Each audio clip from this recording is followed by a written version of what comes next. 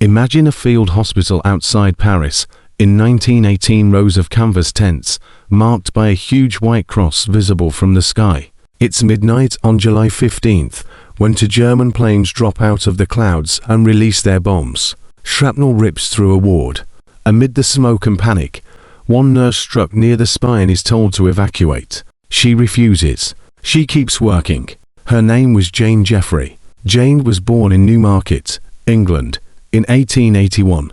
But she made her life and her calling in America. She trained in Massachusetts and Rhode Island, led a ward in Brookline, and by her 30s, she was part of a new generation of professionals, reshaping nursing from a low-status job to a science of cleanliness, calm, and competence.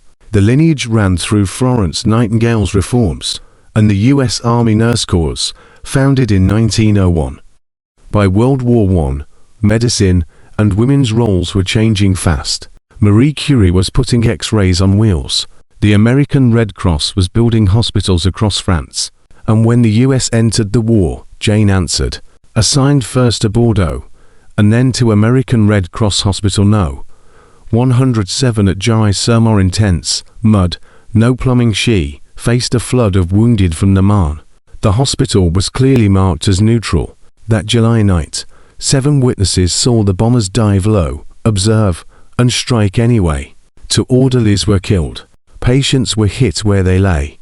A shard tore into Jane near her spine. She stayed on duty, moving among the cots, doing what nurses always do: staunching, soothing, saving. France awarded her the Légion d'honneur.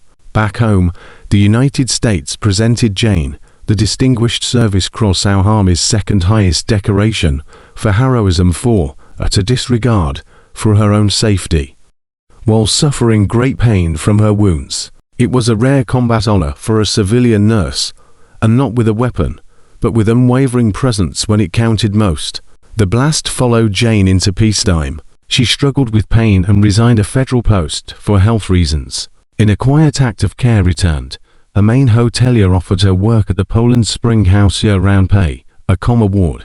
There she met and married Alvan Bolster Ricker. When he passed, Jane used her means to serve her community again, endowing the Alvan Bolster Ricker Memorial Library and community house so neighbors she'd never meet could learn, gather, and be well.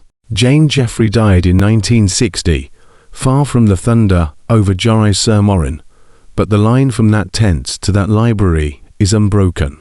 It runs through every ward where a nurse stays at her post, through every community space built for the common good, through every life eased by quiet courage.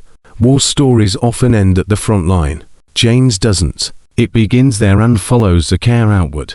That's her legacy, a steady hand in chaos, and a lifetime spent turning pain into service. This hero story is brought to you by Legal Help for Veterans, nationwide VA disability law firm.